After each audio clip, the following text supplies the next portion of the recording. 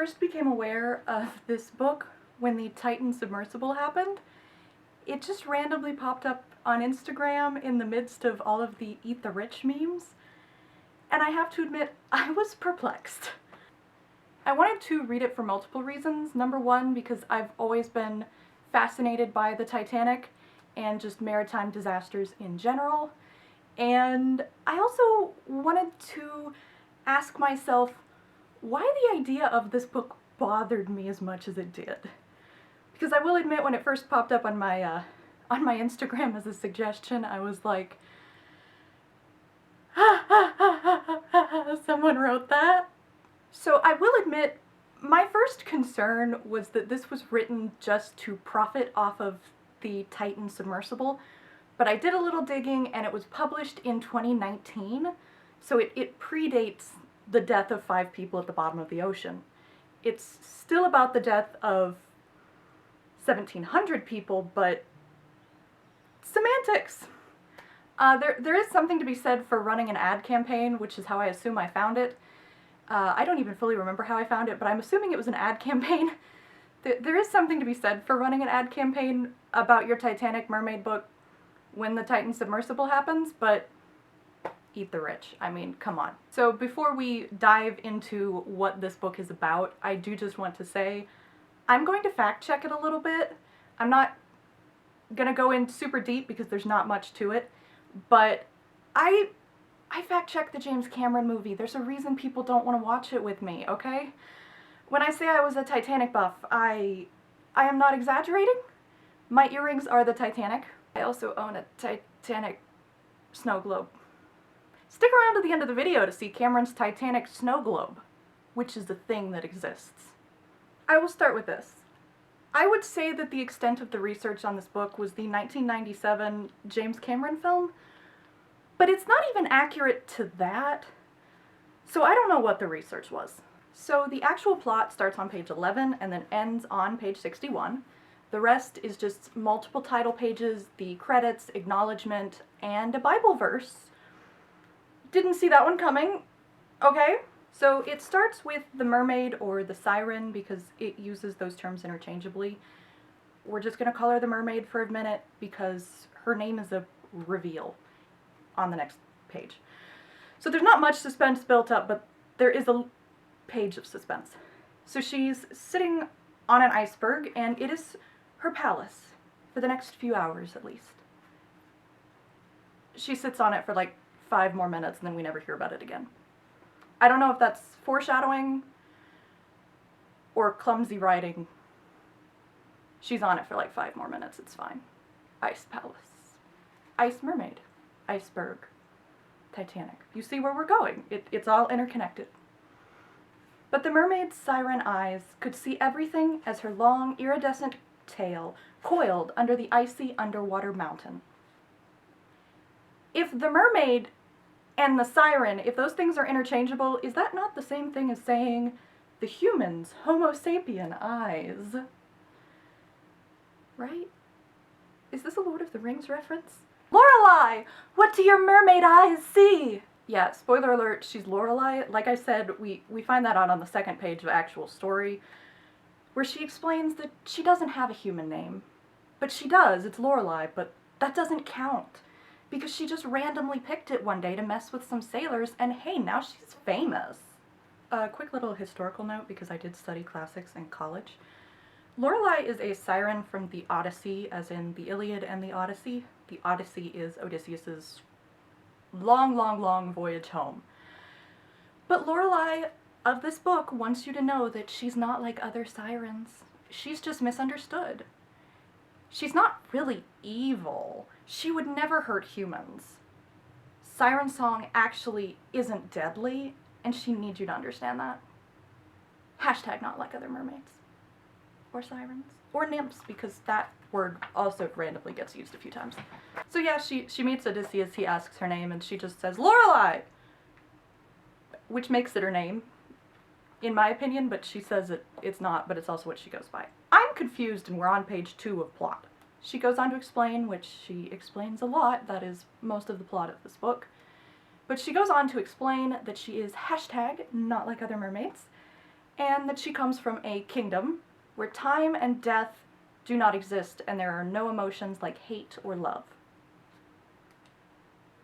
At this point, I am picturing a giant underwater castle, and yes, it is the phallic Little Mermaid VHS castle, and it is just full of mermaid Mark Zuckerbergs. That's what I'm picturing at this point. This time around, she'd arrived at the human world during the season the humans called spring, in the month of April. She'd traveled on an Arctic iceberg from the land of glaciers, chopping it off a continent made of ice with a single flick of her wrist. She made the iceberg that sunk the Titanic. This is never elaborated on, and it never comes up again. But she did kill 1,200 people, and yes, it was sort of an accident, but like, if you're gonna have the mermaid sink the boat that is the most famous boat in history, do something with that. Like, I know it was an accident, but use that in your plot. I don't understand. I guess we could just move on. We're just moving on. She sunk the boat. Moving on. So she's aware of everything around her, remember, she has super great senses, but then a 900-foot-long boat comes out of absolutely nowhere and smashes into her iceberg. Who could have seen that coming? Lorelei! What do your mermaid eyes see? Her first concern is that her iceberg is injured, and then we promptly forget the iceberg and never mention it ever again. And then she's afraid that it's the people who are chasing her. Who? I don't know. Them. The bad guys. They never come back. Don't worry about it. It's fine. Just the bad guys that are chasing her. Maybe. It was long and black and twinkling with lights, their reflections sparkling in the black waters, and it had large smoking chimneys and windows glittering with the silhouettes of hundreds of people. Inaccuracy alert! We have our first inaccuracy on page 17, which is page 6 of actual plot. And I will just remind you that the Titanic hit the iceberg at 11:40 p.m. and most of the passengers were asleep. That was part of the issue with the evacuation, was they had to go wake everybody up. If you've seen the movie, there's people running around in their nightgowns because the windows were not glittering with the silhouettes of hundreds of people. Maybe a couple. It took a while for the ship's city to realize it was sinking, but Lorelei could hear the water rushing into the metal under the surface, because she's better than humans. She's Lorelei. But Lorelei leaves because she doesn't care if the ship sinks, even if it is kind of her fault, because death does not exist in her kingdom, but it does for the humans, and it doesn't exist for her people because they defeated it. And since the humans haven't defeated death, that means they're not as good as the mermaids, so they just deserve to die. Just kill death. It's fine. This is supernatural. You can do that. Just kill God. Whatever. Death doesn't exist, but they're at war and she's afraid for her life. These are all facts that do coexist. Somehow. Anyway, obviously this is a 50-page book, not a 10-page book, so she does turn back. And then we have 2 typos in 2 sentences. It was only a few hours later, but even from a distance, with her superhuman eyes, she could see that the ship's dock was at level with the water. Ships have docks, not decks, and ours is plural. Just FYI. Then, in the same paragraph, we have a scientific inaccuracy where she says everybody in the water will be dead within seconds. It's actually about 15 to 20 minutes. This is almost immediately contradicted by the plot later, but I guess the male love interest is just hashtag not like other guys. I'm not 100% sure where in the timeline of the actual Titanic we are at the moment, because she does note that there are people in the water. However, we do know the lights are still on because she comments on the glow from the ship. There are reports of people in the water about 2 a.m., which the ship sunk at 2:16. So around 2 a.m. is when a wave washes over the boat and knocks a bunch of people in the water. So that's probably when we are in the timeline. So we're very close to the end. For the boat, not for Lorelei. She was close enough now to see their faces clearly, which was too close, but this time she knew no one would bother to notice her.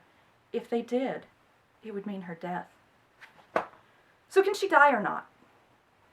Anyway, she finds a guy bobbing around in the water, and despite everything that she has told us about why this would be a terrible idea, she just goes to chat with him, because he's really, really hot. and that is a good reason to risk your life. We are once again told that if a human sees her, she will be executed, and I will once again ask if she can be killed or not, because it's been 10 pages and I am genuinely not sure. The man she finds starts trying to help her. He's very worried about her and the idea that she might drown, and that's really what draws her to him, because he's so worried about her, and all of these other drowning people are so selfish. They only really care about themselves. Everything around her disappeared. The screaming humans, the bobbing boats, the sickening cracking of the great ship. No idea where on the timeline we are, but at that point, who cares? He's hot. That's all we need to worry about. I had 2 pages to tell me how hot this man is, and that he's just so concerned about her, and that's so sweet. Anyway, he introduces himself as Darius, which is a name with a Greek and Persian root, meaning maintains possessions well. I looked up the definition because I wanted to know the accuracy of the name. There's nobody named Darius on any of the passenger manifests from the actual Titanic, but it is a name that did exist in 1912, so it's accurate in that sense. He's just an original character. Also, today it is very stereotypically associated with the Black and African American communities. From what I could tell, that association and stereotyping didn't really exist in 1912. Now, I do want to point out that Darius is a man of color. I don't think it's actually stated until page 40, so maybe you were supposed to figure that out just based on his name? Okay. Interesting fact, there actually was a black family, only one, on the Titanic. Really. They were Haitian, and they were traveling second class. There's your fun fact. Not really related to the plot at this point. And I'm not saying any of that because I'm mad that they added a person of color. I'm absolutely fine with that. There's nothing wrong with adding people of color into predominantly white stories. But it's handled very oddly in this book, which will come up again later. Is my name Darius? Thank you. Of all the humans drowning around her, she had to be stuck with the one who had bothered to mind his manners as he was dying. She tells him to stay alive, which is hilarious, and he remarks that he feels warm, which is the first indication that any research on hypothermia was done for this book, because that's actually true. As your extremities start shutting down and blood flow is restricted, you do start to warm up. Lorelai, at this point, I guess understands hypothermia because she does finally decide that, hey, I need to do something or this guy's gonna die. So she flicks her fin and they go through a portal. Apparently water in the kingdom is more airy and humans can breathe it. This is immediately made pointless because she turns into a human and walks up on land. I'm just at this point, okay, I'm no longer picturing the Little Mermaid VHS. I am now picturing the castle in Barbie Mermaidia, where it's partially underwater and partially above water. Great movie. Good association. Anyway, the palace belongs to Poseidon, who she calls Sidon, except now because she wants to make sure that you know she's talking about Poseidon, the Greek guy, because she's Lorelai. She's connecting the dots. Understandably, Darius is a little bit freaked out. You know, he can breathe underwater all of a sudden. He's also no longer freezing. They don't slowly warm him up like you should, but the water is also magic, so it just heals him. And he's also like, where'd the boat go? There were people, and now what? Am I dead? That's his primary concern. And then, of course, he's no longer concerned about any of that because she's so beautiful and he needs to take a moment to tell her that. And then she makes fun of him for being so easily impressed. She's very nice. He calls her an ice mermaid with hair like fire, which doesn't really fit the cover, but it does fit every terrible Little Mermaid ripoff, so I guess we'll take it. So he is a little concerned about what happened to the other 2,200 people that were on the boat, but Lorelai won't succumb to human emotion, which she already did. That's why he's here, but okay. Anyway, she tells him not to worry because all those people are totally gonna die, but you're fine, and that's all that matters because you are hot. And then we get more and more descriptions of the palace, and it just sounds more and more like the Barbie Mermaidia palace. Which I mean, that brings me so much joy. I love that movie. They go to the, they go to the south wing of This is gonna take me a minute to get it right. Poseidon's, yeah, I have my script down here with a direct quote. They go to the south wing of Poseidon's sprawling Masneon. For the love of God, get an editor. Please! I assume you meant sprawling mansion. Darius just follows her through this sprawling Masneon. I think you're supposed to think that he's just that in love with her, but honestly, I think he's in shock and doesn't know anyone else here. So he's just sticking with the one mermaid he does know. So then Lorelai finally introduces herself, and shockingly, this poor immigrant actually knows Greek mythology. Honestly, that's impressive. Good for him. But who cares that he's literate? He has dimples, and that makes him dangerous and alluring.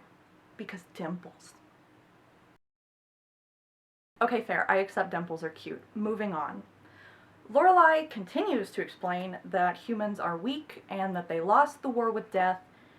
Understandably, Darius doesn't really get that. She really looks down on him, so I'm not sure why she's rescuing him. But she's constantly making fun of him for his lack of knowledge of non-human events that didn't take place anywhere he could possibly have witnessed them. But this is a personal shortcoming, or I guess a shortcoming of all humans, not just him. He calls her an ice mermaid, and again, she gets really mad about this because she's not an ice mermaid, she's a nymph mermaid siren who can control ice. That's totally different. Totally. For centuries, earth folk had given me names. Nymph, siren, mermaid. Here I am merely myself. Is not a princess enough for you, human? I think there's some words out of order in that sentence, but moving on. Of course, Darius does promise that a princess is good enough for him, because of course he does. And then they go into the garden, and it's beautiful, and once again he asks where they are, and once again she explains that it's basically just like Earth, but better. And I don't know how many times we can have that exact same conversation in a 50-page book. Anyway, he's really sexy when he sits on the ground, and there's a war in her kingdom and another war on Earth, but the humans don't know about either one, and he's really sexy. Have I mentioned that? He's really sexy. Chapter 4. That. I don't know. He asks her to explain, again, and instead she offers him a pomegranate, which he eats without asking any questions, but that's fine. The pomegranate does nothing. Excuse me for thinking it would lead anywhere. It's not like pomegranates have ever done anything to anyone in Greek mythology.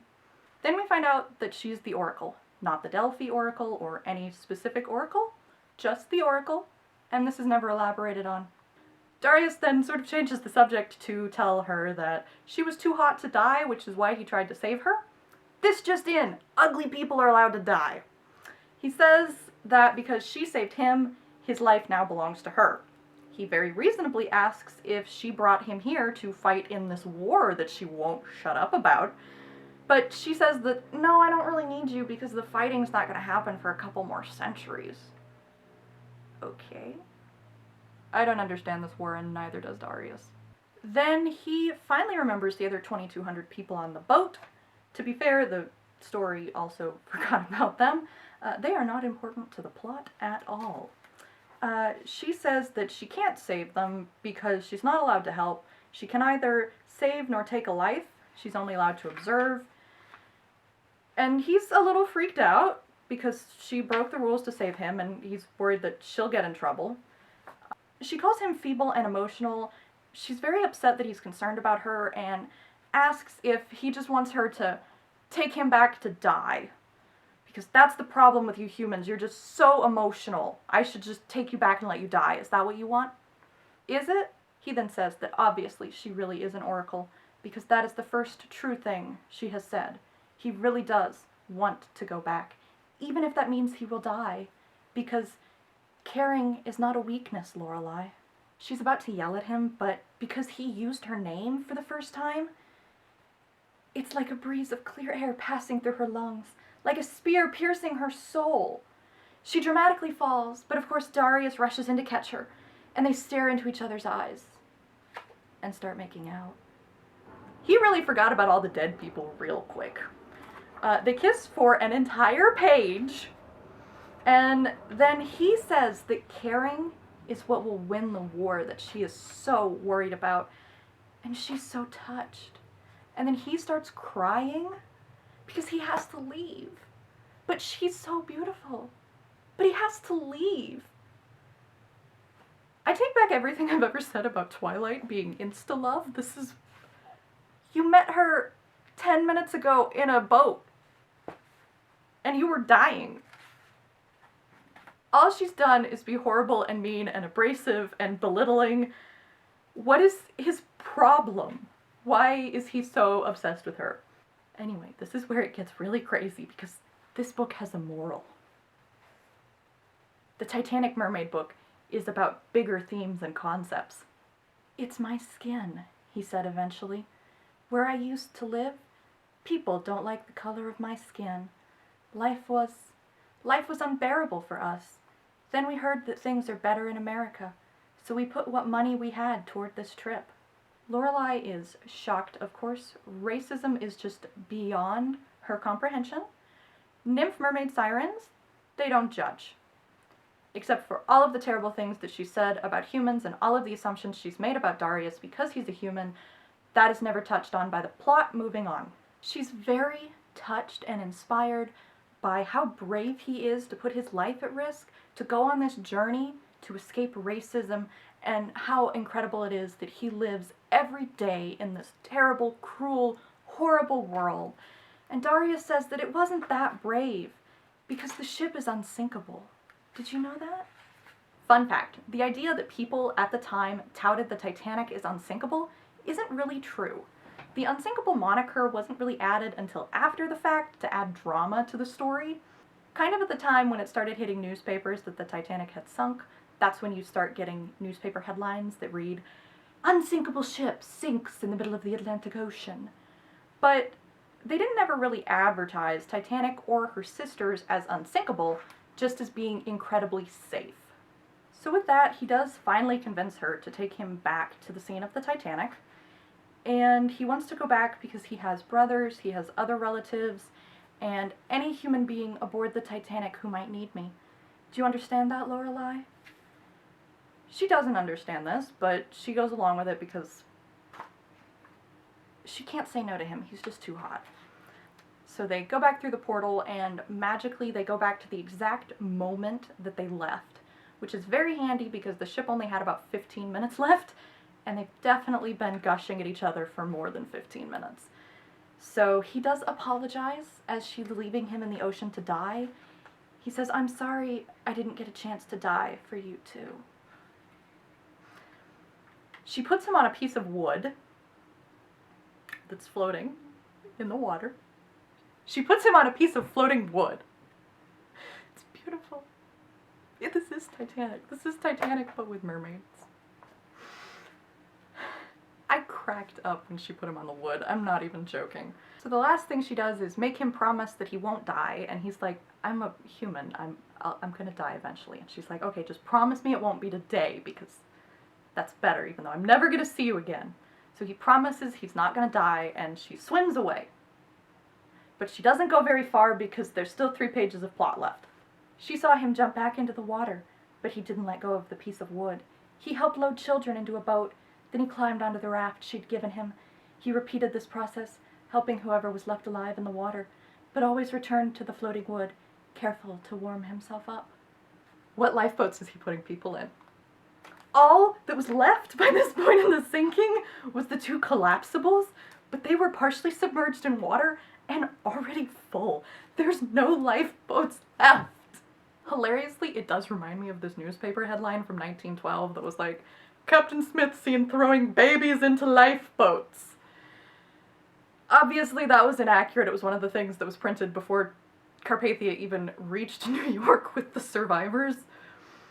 But that's what I'm picturing here. I'm just picturing him chucking babies into lifeboats while somehow holding onto a piece of wood, like one arm on the wood, chucking babies. And they all magically live because once he chucks them into the lifeboat, it's not like they're cold anymore, they just get warm. This is highly entertaining for all of the wrong reasons. So he does end up surviving the sinking. One of his brothers dies We don't hear about any of the rest of his family, so we assume they all live. None of them ever have names. They're also not important to the plot. And then she becomes Edward Cullen and just keeps watch over him for the rest of his life. I have no idea how she does this. That is not elaborated on. Was she literally walking around on land stalking him? Does she have a magic scrying pool? Can she read his mind? I don't know. But she just... It's so romantic. And not creepy and stalkerish at all. She's just doing it because she loves him. Anyway, it kind of glosses over the fact that he does eventually die. Like, obviously he's gonna die. He's human. And then, in watching him, she finally learns about the caring he had spoken of. Love. It was worth it. It was worth the pain, the weakness, the vulnerability, the defeat. Maybe someday it would even be worth dying for. Caring for someone, loving someone. If that someone was special, yes, it was worth it. It was all worth it. I don't know what I just read. So what is this book? Why this book? Why Lorelei? Why Odysseus? Why the Titanic? It could have been any shipwreck. It could have been a nameless shipwreck. It could have been the Empress of Ireland, the William Gustave, the Eastlander. It could have been any of them. And it wouldn't have mattered or affected the plot in any way. The Titanic, I think, was only used because it's the Titanic, and that's a name that sells. It's a name people recognize. Like I said at the beginning, I wanted to figure out why I was bothered by the concept of this book when I'm not really bothered by the idea of James Cameron's movie. And I think I did figure it out. James Cameron loves Titanic. He cares about the wreck. He cares about the stories. He himself has admitted that Jack and Rose were only ever added to the plot so that Hollywood would finance his boat movie. He put the real people first and the victims, and the love story was just added in to get financing. Of course, it can still be seen as exploitative. He still made money off of it. It wasn't, you know, he didn't do it for free. Obviously, he does, though, seem aware of the impact of his movie. He's come out after the fact and said, hey, I think I got this wrong. He's apologized for what he did with Murdoch's story. He really seems to be aware of the gravity of what this story is and the fact that many of these victims have surviving descendants. And when he made the movie, some of the victims were still alive. This book doesn't really seem to care.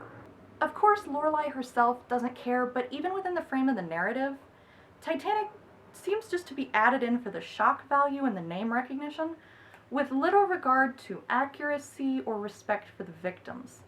None of them are ever mentioned by name.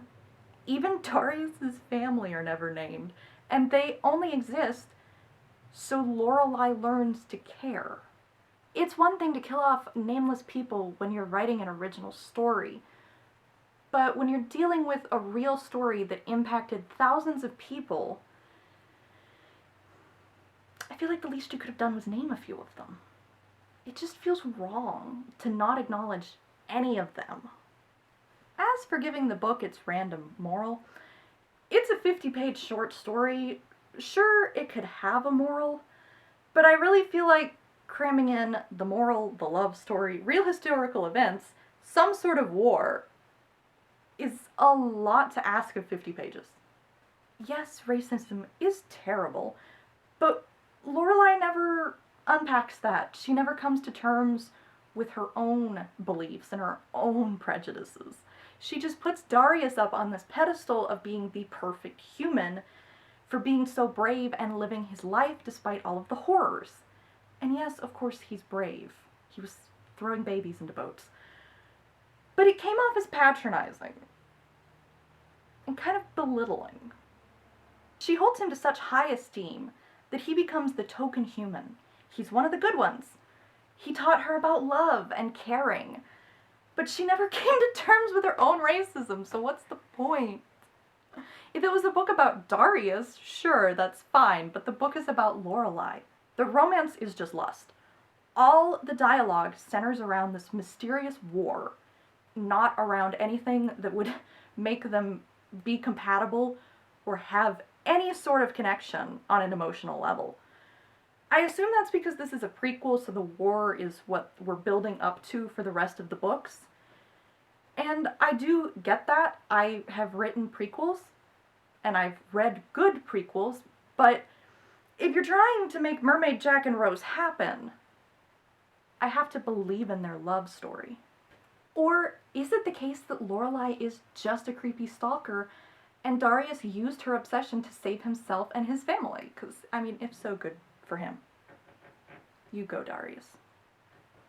I do need to address the fact that this book is self-published. I don't want this to feel like I'm attacking self-published books. I have a lot of respect for self-published authors. I am self-published. I think it's the way of the future for most authors. However, you have to get an editor. You need to do research. If you're writing a book about racism on the Titanic, you need sensitivity readers. Those aren't things that you can just not do. And I did find out after posting my initial reaction to the book on Instagram that the author does follow me on social media. I follow her as well. She's cool. I have nothing against her personally. I want to see her succeed. I also want her to get an editor and to maybe Google Titanic sinking timeline. I wanted to like the book. I think it's such a cool idea having a fantasy element to such a famous story. I think it could be done well, and the book had its moments. I wanted to see more done with the fact that the mermaid accidentally sunk the boat.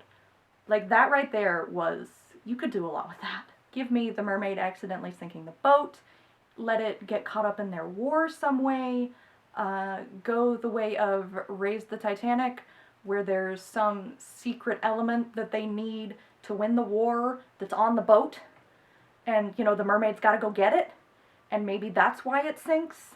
I mean, for goodness sakes, give me that Tumblr post about the girl with the supernatural monsters that were gonna eat everybody on the ship. Like, I am not opposed to fantasy Titanic, if it's done well. Also, going back to the historical accuracy, they just referred to Carpathia as a ship. They didn't even bother to name her, which I am personally offended by because I'm a Carpathia fangirl.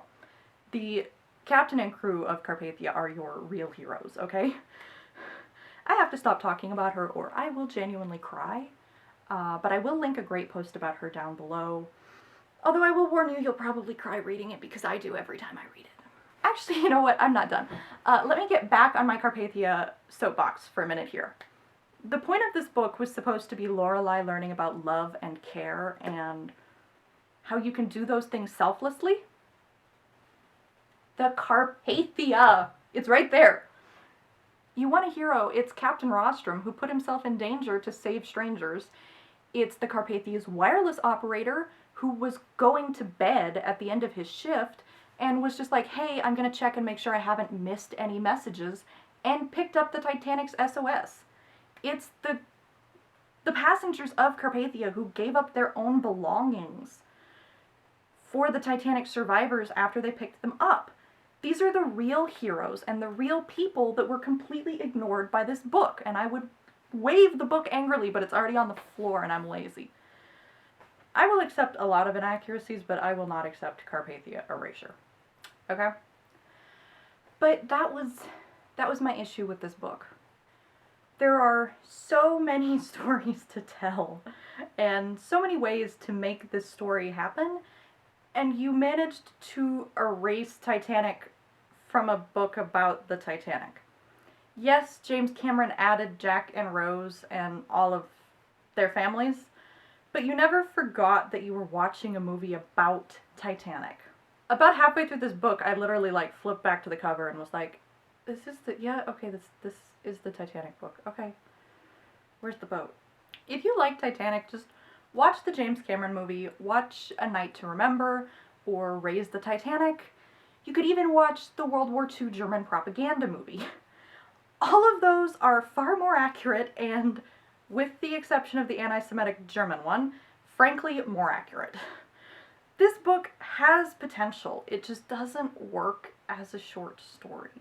It needed more time to build into what it wanted to be and to flesh out what was going on so that, number one, I believed in the love story, and number two, the Titanic was more than just a background set piece. So here we are at the end. I did promise you my Titanic snow globe, so here she is. This is a thing that I own. I'm only slightly ashamed of owning it. I went through a phase where I was really obsessed with the Titanic and a phase where I was really obsessed with snow globes, and those two phases sort of overlapped by a year or two. So people give me weird things and I love them. And I did mention it earlier. This is a book called Raise the Titanic, and I'm considering reading it for content.